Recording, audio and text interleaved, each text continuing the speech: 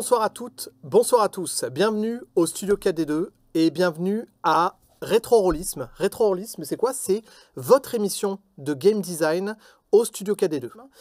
Émission qui, cette fois-ci, va parler de Bloodlust. Alors, comme je le disais, si vous aimez la barbarie, si vous aimez la pure barbarie, si vous aimez les fines analyses, cette émission est faite pour vous. Un petit mot avant de commencer dans le vif du sujet, je voudrais revenir un peu sur qu'est-ce qu'est rétro-rollisme au final. J'ai lu beaucoup de commentaires ces temps-ci sur Internet disant « Voilà, je suis en train de créer mon système de jeu, c'est compliqué, je ne me sens pas la légitimité de le faire, et puis il y a déjà tout qui a été un peu fait. » Moi, je voulais m'inscrire un peu en faux avec ces affirmations. En fait, moi, ce que j'aimerais faire dans cette émission rétro-rollisme, c'est vous parler de game design, vous parler des différentes mécaniques de jeu, essayer d'explorer un petit peu plus loin que les sempiternels basiques jeux de rôle auxquels on voit dans des actual plays, on voit les systèmes tourner dans les actual plays, vous donner envie de goûter autre chose, peut-être vous donner des idées si vous-même vous créez votre système, prendre un petit ludem par ici, une petite mécanique de jeu par ici, assembler à votre sauce. L'important dans le jeu de rôle, c'est que tout le monde y trouve du plaisir. Alors, commençons directement avec ce livre-là. Bloodlust, première édition.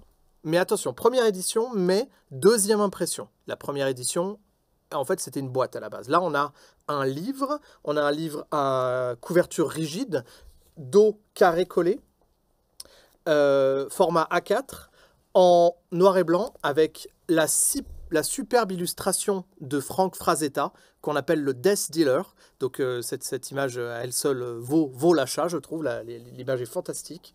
La mise en page interne est assez brutale, on va dire. On a vraiment un jeu des années 90. Hein. On a des superbes illustrations intérieures. Alors, laissez-moi aussi vous donner un peu les paramètres du jeu. Hein. Donc, déjà, pour parler de l'éditeur c'est Cirrose, qui n'existe plus maintenant. L'auteur, c'est Croc, et un deuxième auteur qui s'appelle G.E. Ran, dont j'ignorais l'existence avant de préparer cette chronique, mais qui a travaillé sur énormément de choses. Bloodlust, Bitume, In Nomine Satanis, énormément de produits de Cirrose, mais il a bossé aussi sur Scale, sur Le Monde des Ténèbres, notamment le supplément France, donc quelqu'un qui est prolifique. Et Crow, évidemment, on ne le présente plus. Hein. Les jeux, il a une patte particulière et ses créations, elles ont émaillé toutes les années 90. Donc ça, inutile de vous le représenter. Et Bloodlust, c'est un vrai représentant du jeu de rôle des années 90. C'est-à-dire c'est un jeu de rôle qui est décomplexé, on va voir, hein, qui a un jeu de rôle qui a été polémique d'une certaine façon par l'approche du jeu qu'il proposait. Mais en tout cas, on a là un authentique objet des années 90 qui est magnifique. Hein. C'est un exemplaire auquel je tiens beaucoup parce que l'illustration est magnifique et puis le jeu a une symbolique. On va parler un peu du système de jeu. Je voudrais juste terminer avec le descriptif de l'ouvrage en lui-même. Donc, je vous ai dit, l'illustration de couverture, c'était Frank Frazetta. Les illustrations internes sont de Alberto Varanda. Il y a aussi des très jolies nouvelles qui sont alliées avec les illustrations. Vraiment une lecture assez plaisante. Hein. Des plans et cartes faits par Philippe Mouret. Et donc, la date de publication par Cirrose, c'est en janvier 1991. Ça nous rajeunit pas. On a donc, le livre fait 176 pages, et c'est assez modeste, j'ai envie de dire, mais il y a tout ce qu'il faut. Moi, un truc que j'aime bien, quand je prends un jeu de rôle en main, alors c'est plus vrai maintenant avec les jeux de rôle actuels, c'est regarder la feuille de personnage. La feuille de personnage, c'est vraiment la carte d'identité du jeu de rôle, parce que finalement, le bouquin, c'est bien joli, et en tant que MJ, on va le lire, des fois les joueurs peuvent le lire aussi, mais qu'est-ce qu'on va vraiment avoir sous les yeux? C'est la feuille de personnage, je trouve que ça en raconte beaucoup. Et là, c'est moche. Désolé de le dire, voilà, c'est très années 90, années 90, c'est moche. Alors on a une illustration de fond qui serait belle sans ça, mais qui vient un peu parasiter la lecture. On a un tableau Excel, en fait, ni plus ni moins, c'est pas très joli, quoi. C'est pas très joli. On est dans cette mouvance années 90, un peu brutaliste, quoi, au niveau du design du jeu de rôle. Hein. Un A4, voilà, en plus on est dans du monochrome, donc c'est vraiment quelque chose de très brutal. pour parler un peu, alors on est là pour parler de game design évidemment, on ne va pas parler que de game design parce que j'aurai quelque chose à dire après au niveau de l'univers de Bloodlust pour contrebalancer justement la mauvaise réputation qu'a ce jeu, mais on va parler un peu de game design. La dernière fois quand on avait parlé de Dark Earth, je vous avais avoué ma passion pour les systèmes qui utilisent des succès. Je vais revenir un peu là-dessus. Alors, c'est pas du tout le cas pour Bloodlust. Là, on est sur un système à pourcentage. Moi, j'aime le système des succès parce que on peut parler de granulosité du système de jeu. C'est-à-dire, à quel moment on va arriver à faire outil avec le système, combien on dose les succès. Comment on dose les succès? Alors, un succès, comment on dose le succès d'une entreprise? Le terme succès, je fais référence donc à ce qui a été développé dans le monde des ténèbres, c'est-à-dire que quand on lance un dé, il peut amener un potentiel succès sur un dé 10 pour le monde des ténèbres, et donc chaque succès va être utilisé comme monnaie pour acheter différentes choses. Donc ça, on a une granulosité qui est bien définie. Le succès comme unité de base monnayable dans le jeu pour acheter des effets, acheter des réussites de jeu. Quand vous faites votre propre système de jeu, c'est très important de penser à cette granulosité, à se dire, ok, où est-ce que je vais mettre le curseur? Et c'est pour ça que j'aime le système des succès et je n'aime pas trop les systèmes à pourcentage, parce que la granulosité est exagérée. Là, on a donc un système à pourcentage. On a des compétences qui sont notées sur 100 et on lance donc 2d10 et on doit faire en dessous de sa valeur pour obtenir une réussite. Alors, pourquoi j'aime pas ça? Je vais argumenter un peu. On a le droit d'aimer, on a le droit de pas aimer. Il y a des avantages quand même. Je ne suis pas complètement subjectif avec cette histoire de pourcentage. L'avantage, c'est qu'on voit tout de suite de quoi on parle. Quelqu'un qui a 20% en arme à feu, quelqu'un qui a 70%, 80% en arme à feu, on voit, c'est très, ça se passe de commentaires. On n'a pas besoin d'expliquer les règles du jeu. Si on vous dit, voilà, j'ai 16 en paysagisme, bon, 16 sur combien, l'échelle n'est pas très claire. Là, on vous dit, ok, j'ai 40%. Et tout de suite, ça met, il n'y a pas besoin d'expliquer les règles, on voit immédiatement où on en est. Alors, mis à part cet avantage évident, il y a un désavantage que je trouve, c'est que justement, comme on voit immédiatement dans quelle échelle on est, il y a une limite. J'ai 100% en escrime. Voilà, mon personnage, c'est le mousquetaire le plus balèze de toute la compagnie des gardes du cardinal. Et en fait, on a atteint un espèce de seuil, il n'y a rien au-dessus. Je trouve que ça bloque l'imaginaire. Le système de pourcentage bloque. Je parle de mousquetaire, pas pour rien, parce que je sais que le système Chaosium, donc qui est utilisé majoritairement dans l'appel de Cthulhu, mais il avait été utilisé en son temps dans un hors-série Casus Belli pour mousquetaires et sorcellerie. Et il y avait un système un peu bricolé qui avait été repris aussi pour Hawkmoon, où les pourcentages pouvaient aller au-dessus de 100%, on pouvait faire des doubles actions, ça permettait de combattre avec 2 armes, etc. Voilà, on triche avec ce système, parce qu'en réalité, ça ne convient pas bien, le système de pourcent. Donc là, on a un système de pourcentage, et le truc bête, c'est que dans Bloodlust, la granulosité, on y revient, la granulosité du système, elle est de 5% en 5%. Il y a des modificateurs, il y a des difficultés, et ça va toujours de 5% en 5%. Vous allez faire le calcul, on est sur 100%, la granulosité est de 5. En fait, on pourrait très bien utiliser un D20 et donner les notes sur 20. Pourquoi s'encombrer du système de pourcentage? Alors, pourquoi pas? Pour que ça rende les choses plus claires. Mais résultat, on a faussement de la précision. Si vraiment l'emploi pur du système descend, ça serait d'avoir une granulosité au pourcent. On rajoute, on a des difficultés qui peuvent aller à 12, à 13, à 17. Là, on est de 5 en 5. Donc en fait, tout ce qui est entre 1 et 5 ne sert à rien. Voilà. Petite critique, mais ça ne gâche pas le plaisir du jeu, évidemment. Là, on parle de game design et d'utilité d'utilité de tel ou tel accessoire ludique. Donc, mis à part cette base de pourcent qui est relativement classique, on le voit dans le système Chaosium, on le voit dans plein d'autres choses, on a un système de jeu qui est assez cool, je trouve. Alors, je vais vous lire juste un paragraphe parce que je trouve marrant. Crow écrit en interpellation directe, ce qui est assez rare dans un jeu de rôle. Et l'introduction du paragraphe combat, vous allez voir, ça annonce tout de suite la couleur. Ouvrez les guillemets. Sans fausse pudeur, on peut imaginer qu'une partie de Bloodlust comportera de nombreux combats.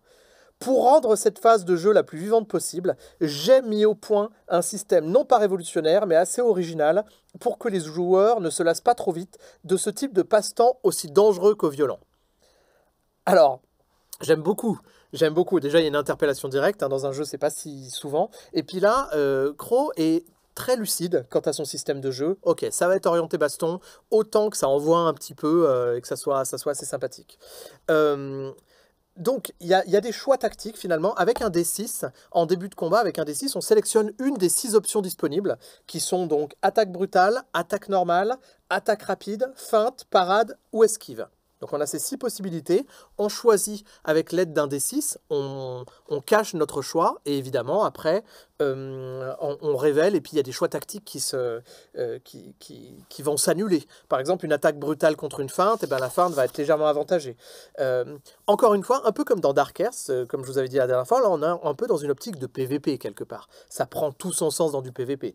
Le MJ va devoir gérer des situations un peu lourdes. S'il a plusieurs personnages joueurs autour de la table, bah, il va devoir gérer en one-to-one. Alors, un truc qui est... ça, c'est intéressant. Le fait d'avoir un choix tactique, de devoir choisir entre 6 options de combat, en termes de joueurs, en termes de jouabilité, ça, je trouve ça un ludem intéressant. Pourquoi pas? Après... il y a un truc que je trouve un tout petit peu plus lourd, c'est que pour savoir la résolution des actions les unes par rapport aux autres, c'est-à-dire que je vous ai dit par exemple une attaque brutale contre une feinte, bah, la feinte sera avantagée, une attaque rapide contre une attaque brutale, bah, évidemment l'attaque rapide sera un peu avantagée. Une attaque normale contre une attaque brutale, bah, l'attaque brutale va prendre le dessus évidemment. Pour comprendre, pour endiguer ces différentes possibilités, Crow nous a fait un tableau de résolution des actions. Donc on a un tout petit tableau ici, là, qui est page 10, qui résume, ok, si l'attaquant fait ça, si le défenseur fait ça, eh ben, il y a tel type de modificateurs qui vont s'appliquer. Alors, j'attire votre attention sur ce tableau, mais pas que, sur le tableau qui est juste à côté, là, que je vais vous montrer, qui est le tableau des dégâts. C'est-à-dire qu'une arme, un indice de dégâts représenté par une lettre, et chaque lettre se réfère à une colonne, ça va de A jusqu'à Q, donc l'alphabet est pas... La légende dit que des joueurs ont même prolongé cette table des dégâts jusqu'à Z, mais voilà. Et donc, cette table permet de voir combien de dégâts on fait en fonction de la classe d'arme et de la réussite qu'on a fait. Un petit mot, avant d'aller plus loin en profondeur dans ce système-là, précisément, un petit mot sur les tables de jeu. Qu'est-ce que ça représente une table de jeu? On n'en voit plus trop actuellement dans les jeux de rôle modernes, et j'ai envie de dire, c'est pas dommage, parce que ça a 2 désavantages hyper importants. C'est que il faut avoir le livre ouvert, ou alors il faut avoir un écran. En tout cas, c'est pas à la portée du joueur, cette table-là ne se trouve pas sur la feuille de personnage, donc on a quelque chose qui est déjà pas très accessible, et le deuxième défaut, c'est qu'on a quelque chose qui finalement semble un peu arbitraire. J'imagine qu'il y a eu des playtests, quoique. J'imagine que le système finalement est fait, les calculs sont faits en amont, ça évite aux joueurs de faire des calculs, donc ça serait plutôt un avantage. Mais ça rend les choses un peu obscures. En fait, cette table, c'est un peu une boîte noire. Il doit y avoir un algorithme derrière, mais quel est-il? Toujours est-il que le seul avantage de la table, c'est que ça évite des calculs fastidieux aux joueurs. Au lieu de devoir faire des calculs alambiqués, de devoir justement gérer un algorithme, eh ben, on a une table.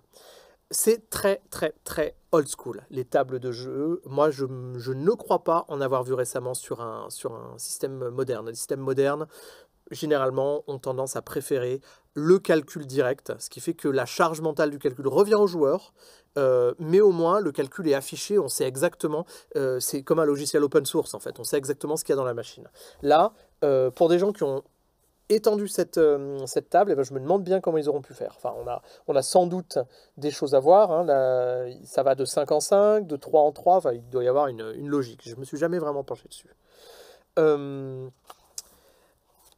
Donc, on a ces 2 tables, et je trouve un peu... ça, vraiment, old school, est un peu dommage. Bloodlust, c'est un jeu où le combat est prépondérant. Alors pour parler un petit peu du jeu et un peu, pas que du game design, pourquoi le combat est prépondérant? Parce qu'on va jouer, en réalité on ne joue pas un personnage, on joue 2 personnages. On va jouer des guerriers dans un monde un peu médiéval fantastique, inspiré de Conan le Barbare, mais on va jouer aussi des armes, et des armes dieux. Ces armes, en fait, elles sont conscientes, elles ont une âme, et elles ont des pouvoirs tout à fait incroyables. Et le système gère ça très bien. Alors, j'aurais peut-être dû commencer par là, d'ailleurs je vais vous lire le 4e de couverture, vous allez voir, c'est un régal. C'est un régal.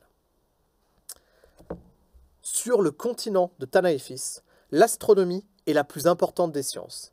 Le balai des 3 lunes influence les passions des hommes et seuls les astronomes chevronnés savent prédire d'après les conjonctions des 3 astres si l'atmosphère sera à l'amour ou à la haine.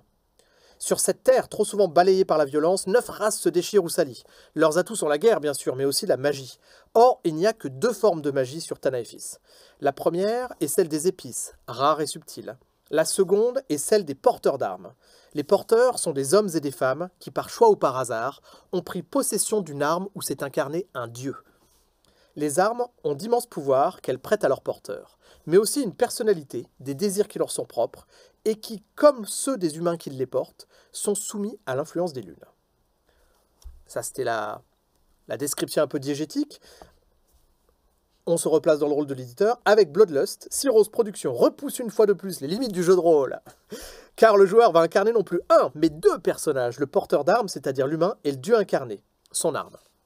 Des règles claires et précises, une liste de plus de 300 pouvoirs, ça on y reviendra, et un univers solide et détaillé permettront à tous les joueurs de se sentir tout de suite à l'aise avec ce nouveau concept. Alors, j'aime bien, franchement, j'aime beaucoup cette description.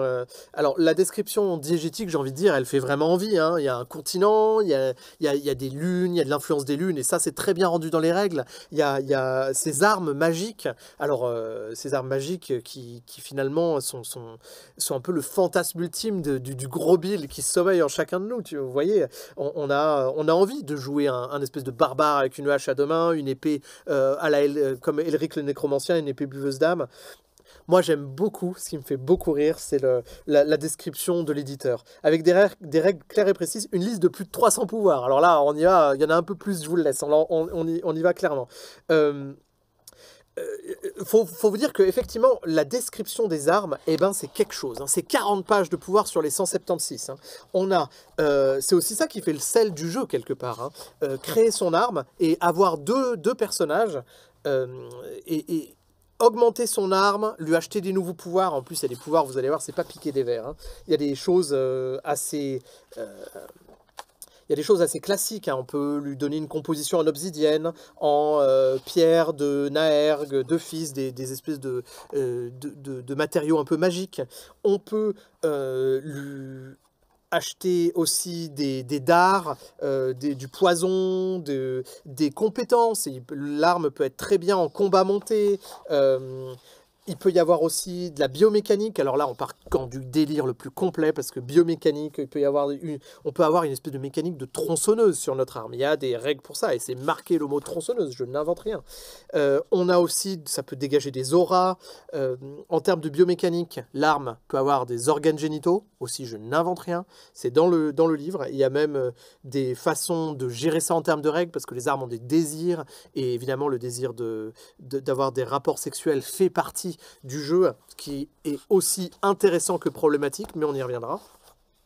Et donc c'est 40 pages de pouvoir, c'est 300 pouvoirs, c'est le délire le plus complet. C'est-à-dire qu'on a des choses qui vont du très normal jusqu'à du délirant, et on a des combos absolument démentiels.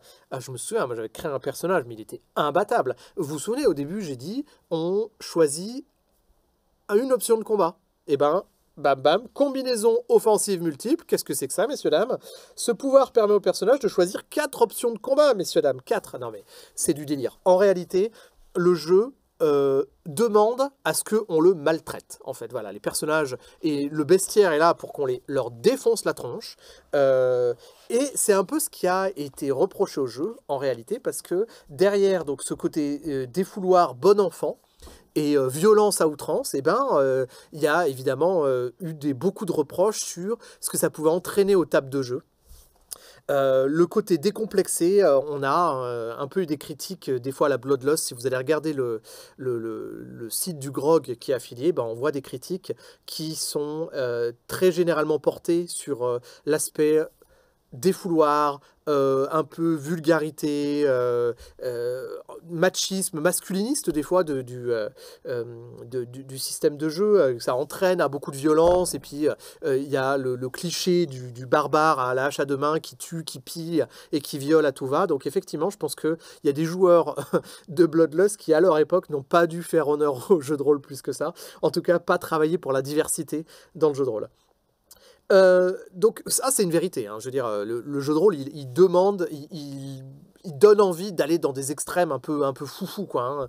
Voilà, avoir une épée tronçonneuse avec des organes génitaux, je vous laisse expliquer, je vous laisse imaginer comment à table ça peut résonner, mais en tout cas c'est une partie qui à mon avis pour la MJ va pas bien se terminer quoi. Il va avoir du mal à contrôler ses joueurs et tout. Donc ok, admettons, c'est peut-être un style de jeu un peu particulier, mais c'est une proposition. Moi, je trouve ça assez... Justement, je comprends les critiques, mais je trouve intéressant qu'il y ait une proposition qui soit à ce point assumée de dire, ok, on va faire un jeu pour des gros bourrins.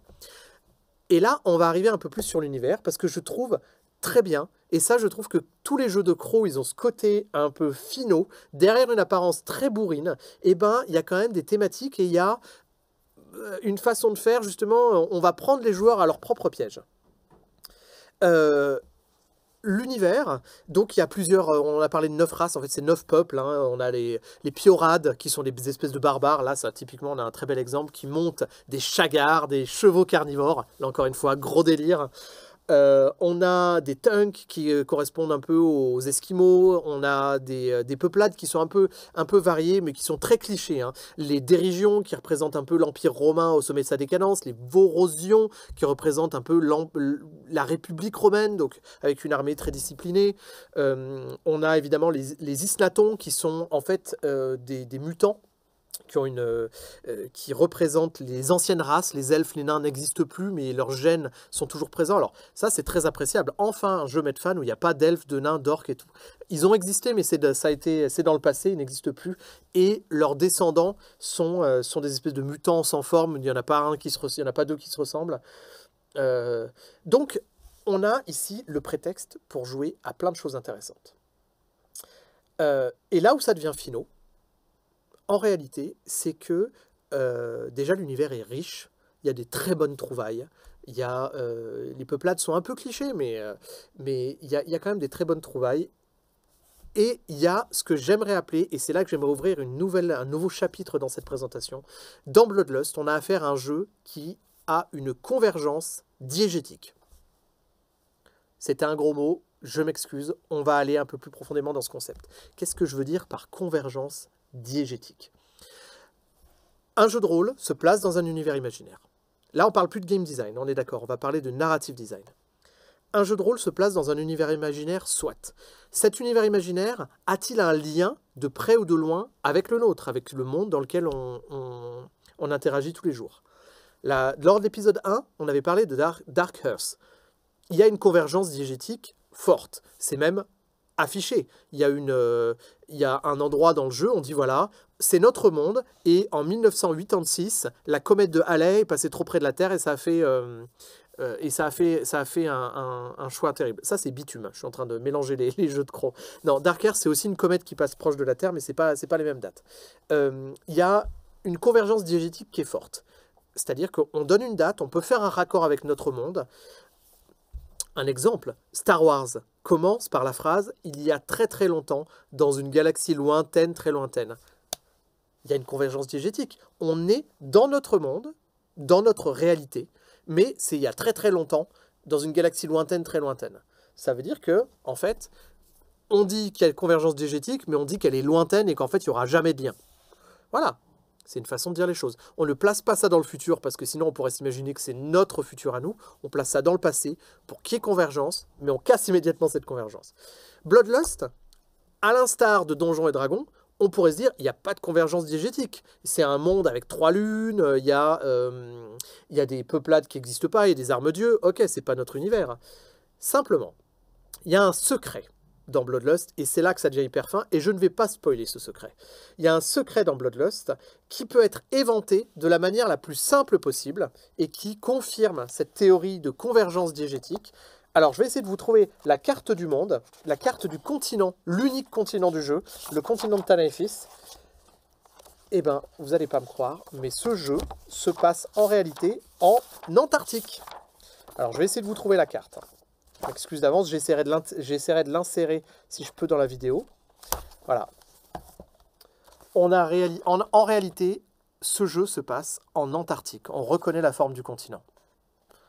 Donc, ok, il y a 3 lunes. Ok, c'est peut-être pas la Terre qu'on connaît, c'est peut-être une Terre très éloignée dans le futur, mais en tout cas, ça, c'est sûr et certain, c'est l'Antarctique. D'ailleurs, au milieu, la capitale, la plus grande ville de tout le continent Tanaïfis s'appelle Pôle. Il vous faut un autre indice. Donc, sous désert complètement teubé et complètement gratuit, on a un jeu qui finalement est en train de nous suggérer quelque chose. En fait, les 3 lunes, le rythme des saisons, le climat qui est un peu bizarre, hein, ceux qui connaissent le jeu savent qu'il y a un petit lien avec Game of Thrones pour ça, eh ben, ça cache quelque chose. Il y a une convergence diégétique, il y a du mystère. Et ça, c'est beau. Et ça, c'est très beau. Donc, au final, malgré les critiques qu'on peut lui faire, moi, je trouve que c'est un jeu pas si bourrin. Je trouve que c'est un jeu qui a des avantages. On a évidemment des poncifs. Hein. Je vous ai dit, moi, le système des pourcentages, je n'aime pas ça. Mais on a une espèce de gros délire décomplexé qui vaut le coup d'être joué. Ces histoires des pouvoirs, le fait d'avoir 2 persos. Et attention, hein, parce que l'arme-dieu, elle est immortelle, mais le porteur d'armes... Ah, ça y va, ils sont tellement volatiles, ils s'écoulent presque en continu. Hein. Donc, on a tout plein de petites trouvailles qui sont vraiment symptomatiques des jeux faits par Crow dans les années 90. C'est bourré de bonnes idées. L'illustration elle-même, je le redis, mérite le détour. On a des très belles nouvelles à l'intérieur du livre. Il est hyper agréable à lire. Ça, vraiment, ça donne envie de se plonger dedans. Et malgré la tendance à légitimer un peu le bourrinisme, eh ben, on a quelque chose de très bien. Alors, petite pause, je vais juste regarder si vous avez des commentaires. Eh bien, il n'y a pas de commentaires. Alors, je vais directement continuer.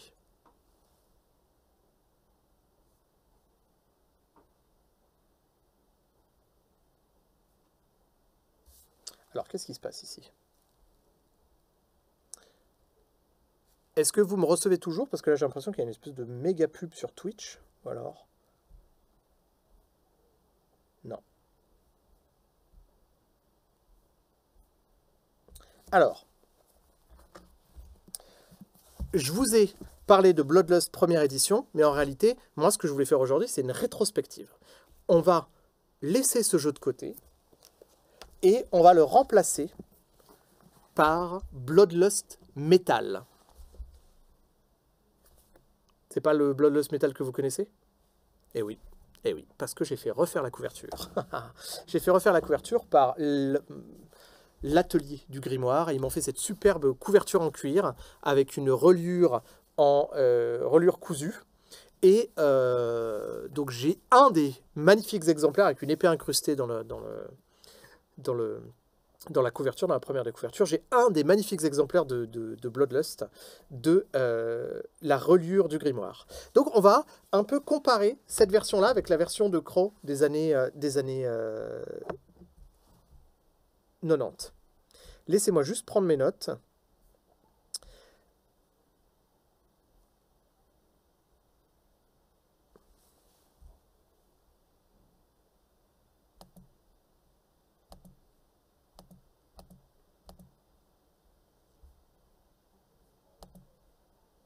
Alors, donc cette deuxième édition de Bloodlust, je m'excuse de prendre un peu de temps, hein, mais comme le son... elle n'est pas... le son, l'image n'est pas au top. Donc, alors, elle date de quand cette édition?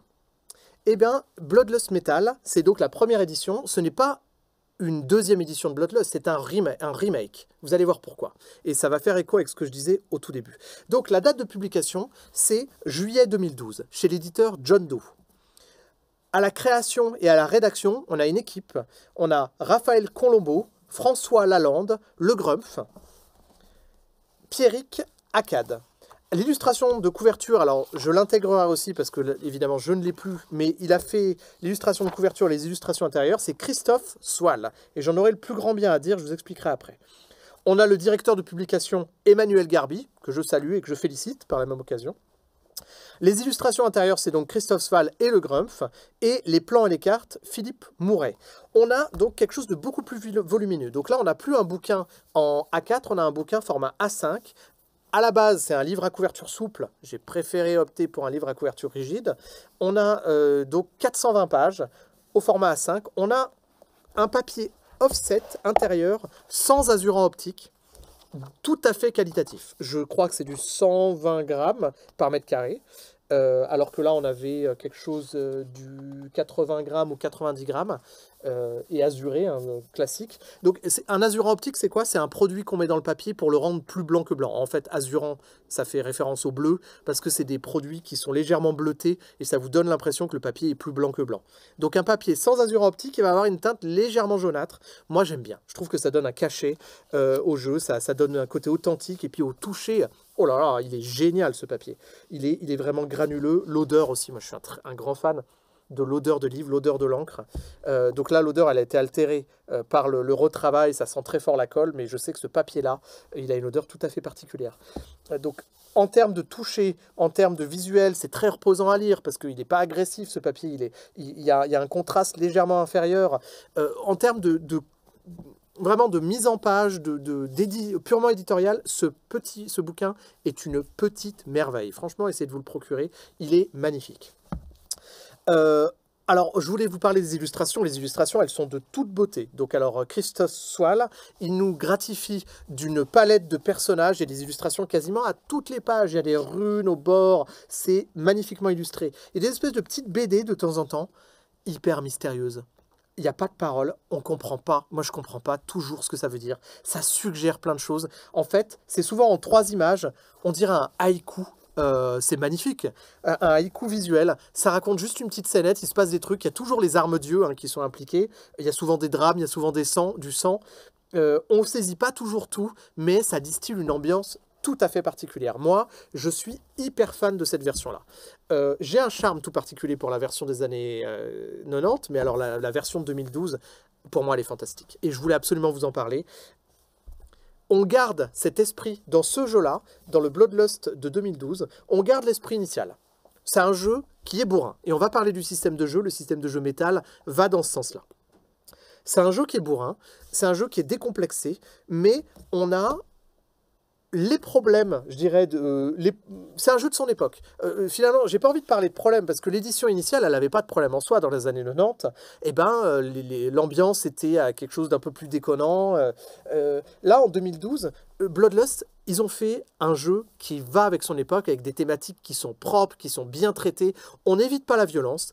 On en parle de manière mature. Il y a des choses qui sont vraiment très équilibrées. Les clichés sont vraiment cassés, c'est-à-dire qu'on a toujours les 9 peuplades qui arpentent le sol de Tanaefis, mais on n'est plus dans les clichés un peu raciaux. On est dans des choses qui sont très modernes, très ouvertes. Et je trouve que ce jeu est un magnifique exemple pour tous ceux qui disent « Oui, dans le jeu de rôle, on ne peut plus rien dire ». Eh ben non, on a un jeu là qui traite de problématiques hyper difficiles et qui le traite intelligemment, qui est, à mon sens, pas problématique. Alors, vous pouvez ne pas être d'accord avec moi, j'accepterai volontiers la contradiction. Je pense que les auteurs, vu comment ils ont écrit les choses, ils seraient aussi pour la contradiction. Il y a un paragraphe en début de livre qui justement met en garde sur les thématiques, qui parle notamment de sécurité émotionnelle à demi-mot, en disant voilà, c'est un jeu qui va parler de violence, faites attention. On a toutes les précautions nécessaires à notre époque, sans sacrifier l'intérêt, sans sacrifier le fait d'aller à fond. Donc c'est quelque chose de tout à fait remarquable en termes d'édition. Alors, encore une fois, c'est un remake, parce qu'ils ont repris les thématiques, ils les ont retravaillées, ils les ont modernisées, ils ont approfondi certaines choses, ils contredisent parfois ce qui est marqué dans les premières éditions, mais visiblement avec un aval de crocs complet.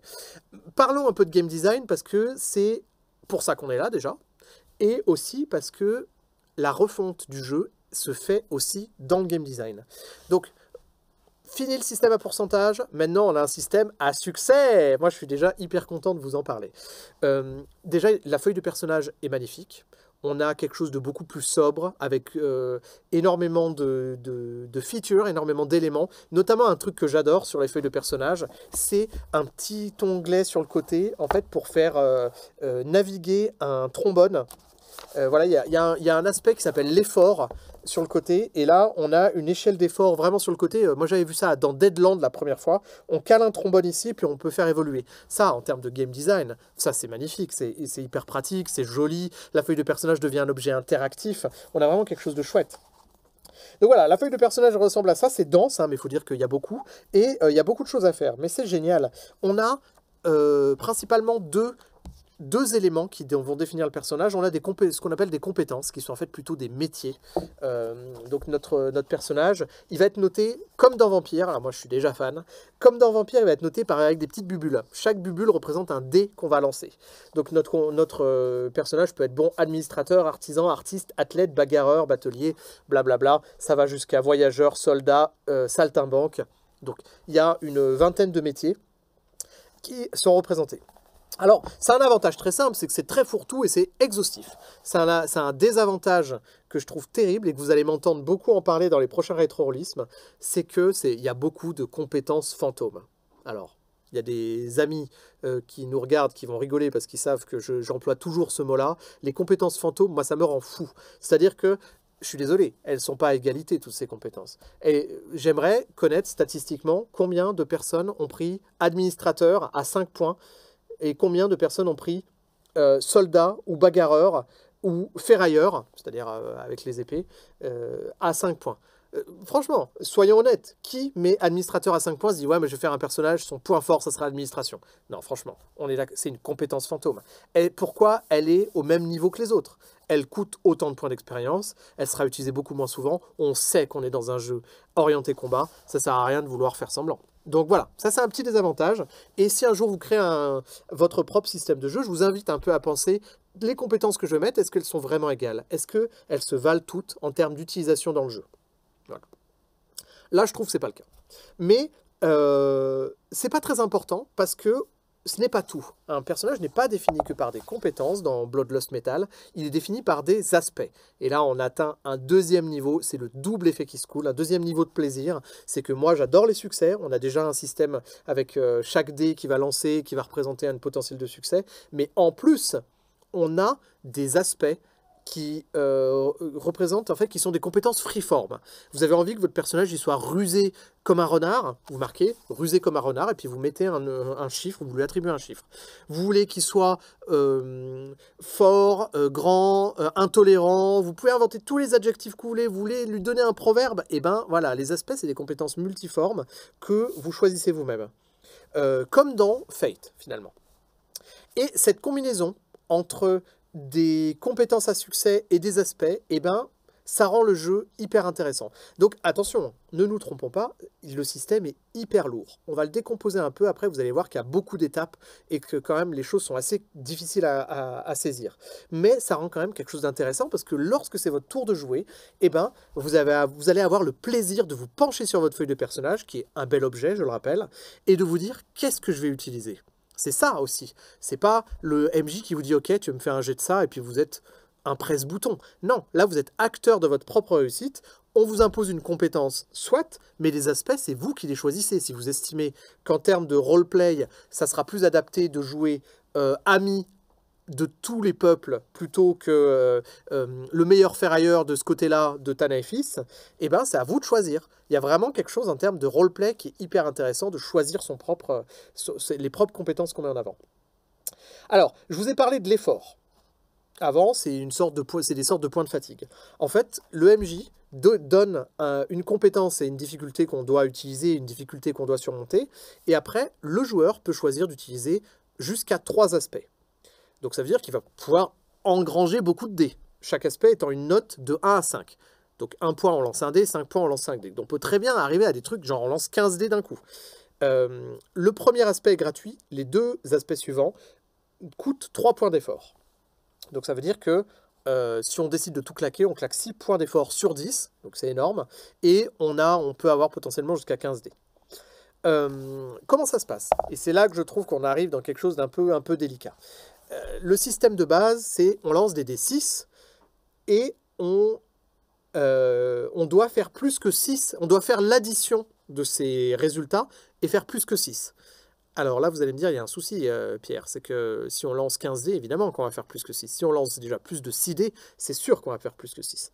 J'ai même tendance à vous dire, si on lance, statistiquement, si on lance 3 dés 6, il y a de très fortes chances qu'on fasse au-delà en addition au-delà de 6. C'est pour ça que ce n'est pas le seul seuil de difficulté. Il y a un deuxième seuil de difficulté qui est en fait le nombre de qualités qu'on va obtenir. Donc on lance autant de dés qu'on peut et qu'on veut et on doit obtenir plus de 6. On doit regarder les résultats des dés. Chaque résultat pair compte comme une qualité. Donc par qualité, il faut entendre les succès dans le monde des ténèbres. C'est voilà, encore une fois, on est dans la granulosité. C'est avec ça qu'on va acheter des effets de réussite. Donc les qualités, c'est les dés pairs et eux, ils apportent des réussites. Et à ce deuxième seuil de difficulté, vient se rajouter un troisième seuil de difficulté. Là, vous tirez un peu la langue comme moi. Le MJ va donner une difficulté à l'action et c'est le nombre de dés qui va être retranché à votre pool de dés. Donc, si on résume, et là, c'est très bien, hein, moi c'est un système de jeu que j'adore, mais si on résume, il y a quand même 3 niveaux de difficulté. Il y a le seuil de difficulté de 6 qu'on doit dépasser, donc 6, c'est quand vous êtes en forme. Si votre état de fatigue est plus important, ça peut aller jusqu'à 9, 12 ou même 15.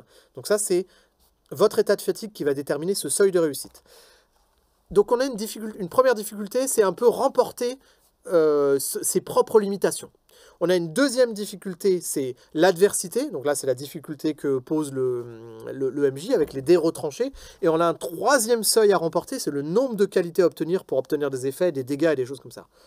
Ok, pourquoi pas? Mais est-ce qu'on avait besoin vraiment de ces 3 points? C'est, je trouve, un peu compliqué. Alors, il y a des sous-systèmes qui existent, qui permettent de complexifier un peu encore ce jet de dés, mais qui aussi justifie et qui comble un peu les trous. Parce que là, vous allez me dire, quelqu'un qui aura 15 dés dans les mains, à quel moment il a besoin de les lancer pour être sûr qu'il fait plus que 6? Alors, c'est là que ça devient intéressant, que le système est très intelligent. On a des sous-systèmes qui permettent de sacrifier des dés pour avoir des qualités automatiques ou pour réussir automatiquement. Bah voilà, au bout d'un moment, quand on lance tellement de dés, on peut se dire, ok, là c'est une réussite auto, j'ai même pas besoin de les lancer. Je sais que j'en ai tant, on va dire que c'est ok. Donc on a ces sous-systèmes qui, je pense, doivent être appréhendés pleinement pour donner du sens à tout ça. Sinon, on se retrouve à sans arrêt lancer des dés, et puis de manière très compliquée, sans que ça ait vraiment un vrai impact. Donc finalement, on a ces sous-systèmes qui créent une économie autour des dés, et là, ça devient intéressant. On sait qu'on a un pool de dés, on sait qu'avec l'effort et les aspects, on peut en avoir un peu plus. De combien j'en ai besoin exactement? Il faut que j'économise mes forces. Quel aspect je vais choisir? Il y a un côté RP, mais il y a aussi un côté stratégique. Moi, j'aime beaucoup ça, hein. Ceux qui regardent les actuels plays que je donne avec la collection Max Brand, vous le savez, moi j'aime bien quand la narration, elle vient s'imbriquer dans le game design et que les deux sont interdépendants. Bah là, on a exactement ça. On a quel aspect je vais utiliser en termes de RP, mais aussi combien de dés j'ai besoin pour avoir un truc vraiment stratégique. Donc, en plus, on a des choses très serrées avec les compétences qui sont très bien cadrées. On a l'aspect multiforme avec les aspects. On a de nouveau dans ce livre, alors là je reviens un peu sur le livre, on a de nouveau des pages et des pages sur les pouvoirs, et on a des pouvoirs tout aussi délirants que dans l'ancien temps. Donc c'est génial. On peut de nouveau, du moment qu'on peut mettre un effet de tronçonneuse sur son épée, moi j'ai envie de dire je suis quelqu'un d'heureux. J'ai des plaisirs simples dans la vie, vous voyez. Donc, pardonnez-moi cet excès. Donc, on a un jeu qui, je trouve, est excellent. On a un doublet, vous voyez, qui est gagnant. On a des illustrations qui sont magnifiques, avec des nouvelles splendides dans l'ancien. On a une description de l'univers qui est mature, qui est belle, des illustrations sous forme de BD, comme je vous l'ai dit, quasiment des haïkus. Donc, c'est franchement 2 jeux hyper bien, j'espère. 2 jeux qui vont vous convaincre de ne pas jouer que aux 3 jeux majoritaires qui sont Donjons et Dragons, l'Appel de Cthulhu et un jeu avec des chats, probablement. Je pense que les 3... on voit des chats partout et des tentacules partout ces temps-ci. Donc, il n'y a pas que ça dans la vie. Il n'y a pas que Donjons et Dragons, il n'y a pas que l'Appel de Cthulhu. Il y a plein de merveilles. Alors, Bloodlust, il a une valeur historique Et il reste jouable, je pense, mais moi, je vous entraîne vraiment à lorgner du côté de Bloodlust Metal, qui pour moi est un petit bijou de game design, un petit bijou d'édition. Vraiment, il y a plein de choses à s'inspirer si vous êtes créateur de jeux. Même si vous êtes amateur de jeux, il y a plein de choses de bien en tirer. Mais si vous êtes créateur de jeux, on a le système Metal qui est extrêmement bien foutu, extrêmement complexe et un peu difficile à appréhender. Mais pour l'avoir pratiqué, une fois qu'on est dedans, il est facile. C'est un système de jeu qu'on trouve pas énormément, hein. Moi, j'ai trouvé 3 jeux qui l'utilisent. On a Bloodlust, Cthulhu Cobalt chez Evil Book Studio et Deadline chez John Doe.